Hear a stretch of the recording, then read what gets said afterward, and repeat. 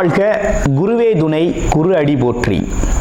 இப்போ பார்த்தீங்கன்னா 2025 தமிழ் வருட பிறப்பில் பார்த்தீங்கன்னா 12வது மாதம் கடைசி மாதமான பங்குனி மாதத்திற்கு என்ன விதமான பலாபலன்கள் ஒவ்வொரு ராசிக்கும் இருக்குது அப்படிங்கிறத நம்ம விரிவாக தெளிவாக பார்க்க இருக்கிறோம். அந்த வகையில் பங்குனி மாதம் அப்படின்னு எடுத்துக்கிட்டோம்னா பங்குனி உத்திரம் அப்படிங்கிறது மிக சிறப்புமிக்க பண்டிகையாக இருக்குது. அது மட்டும் இல்லாமல் இந்த பங்குனி மாதத்தில் 7 சுப முகூர்த்தங்கள் வருது. பங்குனி மாதத்தில் தான் பார்த்தீங்கன்னா கிராமப்புற திருவிழாக்கள் தொடங்கக்கூடிய ஒரு காலகட்டமாக இருக்குது. இந்த பங்குனி மாதத்தில் சூரிய பகவான் பார்த்தீங்கன்னா காலச்சக்கரத்தின் 12வது ராசியான மீனம் ராசியில் அமர்ந்து அருள்பளிக்கக்கூடிய ஒரு அற்புதமான மாதமாக இந்த மாதம் இருக்குது. இந்த மாதத்தை பொறுத்த வகையில் பல்வேறு விதமான சிறப்பு பண்டிகைகள் இருந்தாலும் திருவிழாக்களும் திருமணங்களும் அதிகமாக நடக்கக்கூடிய ஒரு மாதமாக இந்த பங்குனி மாதம் அப்படிங்கிறது அமைஞ்சிருக்கு. நேயர்கள் அனைவருக்கும் இந்த பங்குனி மாதத்தில் ஒவ்வொரு ராசிக்கும் எப்படி இருக்கும், என்னென்ன விசேஷங்கள் இருக்குது, என்ன செய்யலாம் என்ன செய்யக்கூடாது, என்ன விதமான வழிபாடுகள் செய்யலாம் அப்படிங்கிறதை பற்றியும் என்னென்ன முயற்சிகள் கை கொடுக்கும் அப்படிங்கிற பற்றியும் முழுமையாக தெளிவாக நம்ம பார்க்க இருக்கிறோம். நம்ம வீடியோவை தொடர்ச்சியாக நீங்கள் முழுமையாக பாருங்கள். இப்போ உங்களுடைய ராசிக்கு எப்படி இருக்கு அப்படிங்கிறத இப்போ பார்க்கலாம். தனுசு ராசி காலச்சக்கரத்தின் 9வது ராசியான தனுசு ராசிக்கு இந்த பங்குனி மாதம் எப்படி இருக்க போகுது? தனுசு ராசி நேயர்களை பொறுத்த வகையில் ராசிநாதன் குரு பகவானாக இருக்கிறாரு. குரு தட்சணாமூர்த்தி வழிபாடு அப்படிங்கிறதும் குருவை கூடவே வச்சுக்கிறது அப்படிங்கிறதும் ரொம்ப முக்கியம்.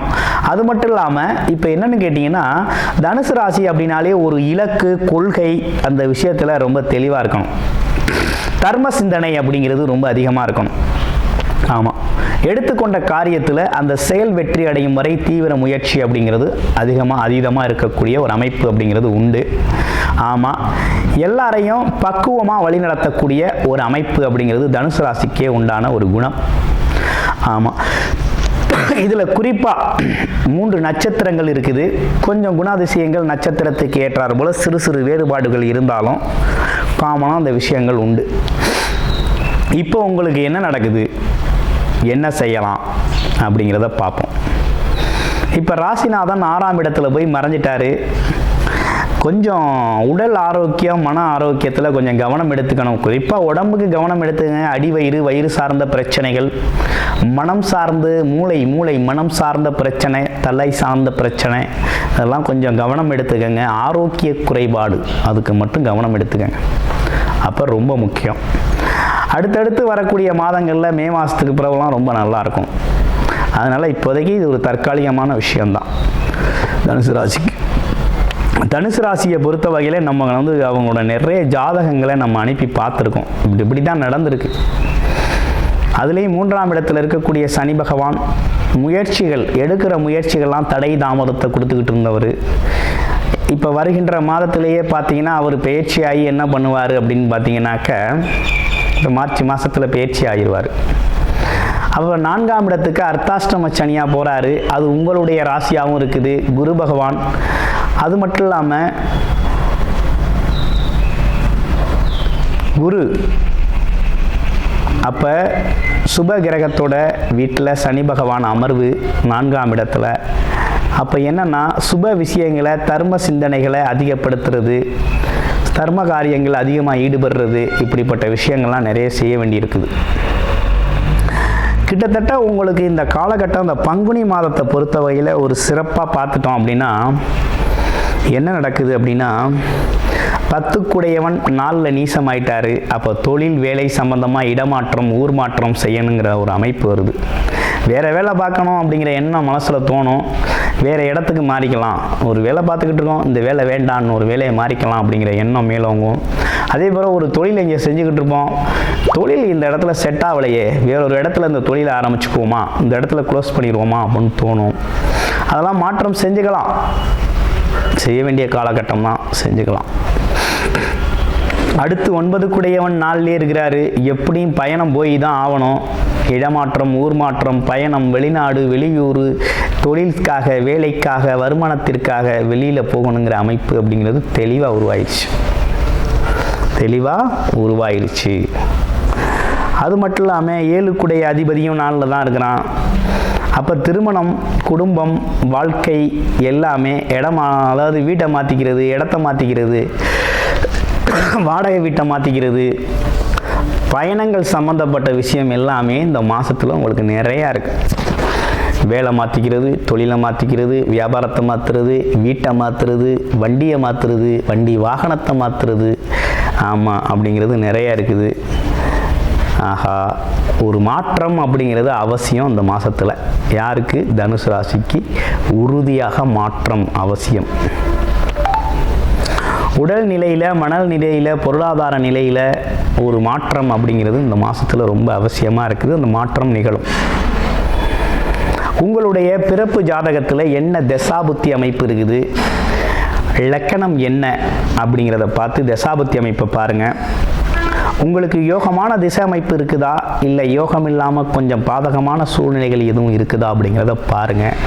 பார்த்துட்டு அதற்கேற்றார் போல் இந்த காலகட்டத்தை பயன்படுத்துங்க. அவ்வளவு சாதகமான சூழ்நிலை அப்படிங்கிறது தனுசு ராசிக்கு இந்த பங்குனி மாதத்தில் அவ்வளவு சிறப்பு அப்படின்னு சொல்லிட முடியாது.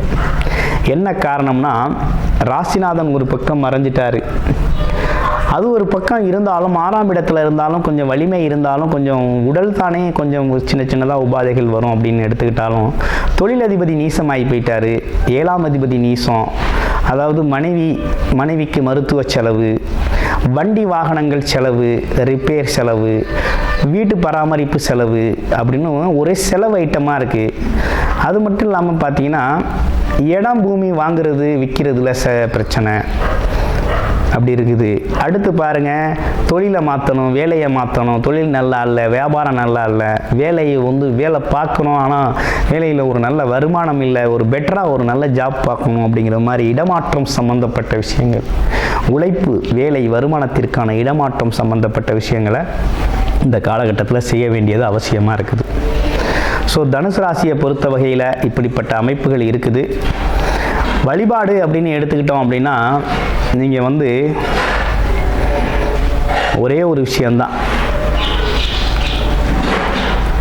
உங்களை பொறுத்த வகையில் குருதட்சணாமூர்த்தி வழிபாடு அப்படிங்கிறது ரொம்ப முக்கியம். வெள்ளிக்கிழமைகளில் மகாலட்சுமி வழிபாடு அப்படிங்கிறத செஞ்சுக்கணும். வீட்டில் ஒரு மகாலட்சுமி ஹோமம் அப்படிங்கிற ஒரு விஷயத்தை பண்ணிக்கங்க. இந்த காலகட்டத்துக்கு ரொம்ப சிறப்பு. அடுத்து வரக்கூடிய சனி பயிற்சி உங்களுக்கு பரிகாரம் வேறு இருக்குது. பரிகார பூஜைகளே சனீஸ்வரனுக்கு, சனீஸ்வர பயிற்சி இன்னைக்கு, சனி பயிற்சி இன்னைக்கு சனீஸ்வரன் பரிகாரம் பண்ணிக்கோங்க. அதுவும் நல்லது. ஏன்னா 4ஆம் இடம் அர்த்தாஷ்டம சனியாக வர்றாரு.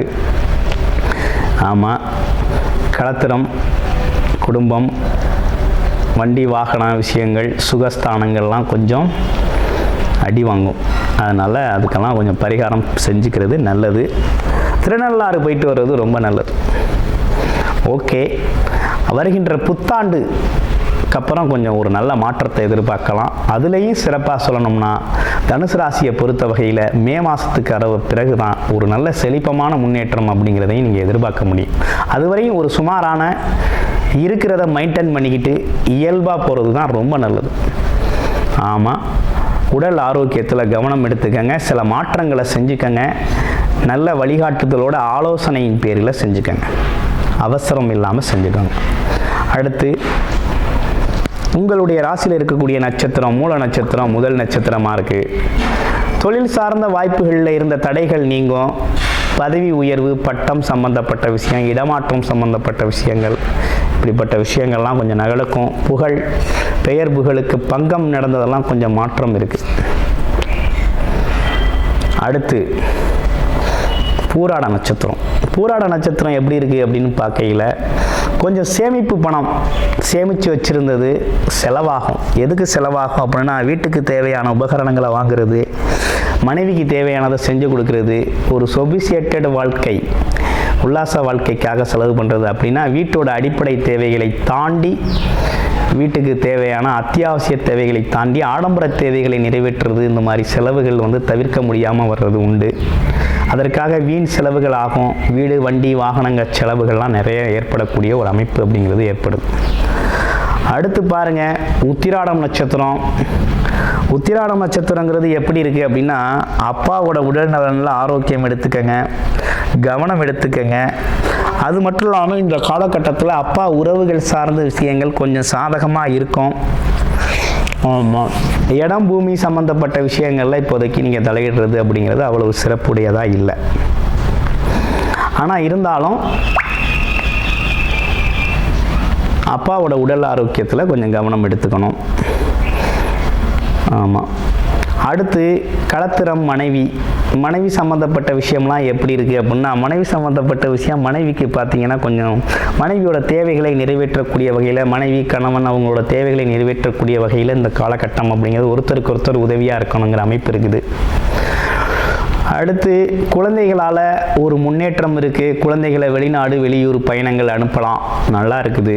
குழந்தைகளோட படிப்பு நல்லா இருக்குது, படிப்பு கல்வியெலாம் நல்லா இருக்குது.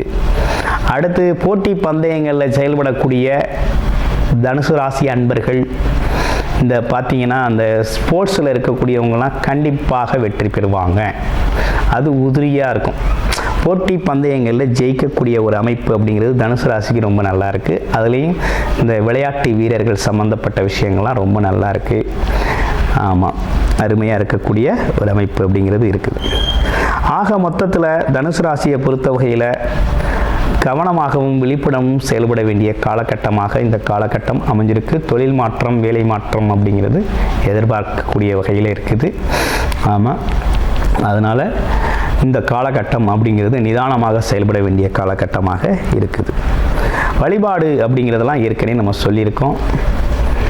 உங்களோட சுய ஜாதகத்தில் என்ன தசாபுத்தி நடக்குது அப்படிங்கிறத பார்த்துக்கிட்டு அடுத்தடுத்த கட்ட முடிவுகளோடு செயல்படுங்க. நன்றி, வணக்கம், வாழ்த்துக்கள்.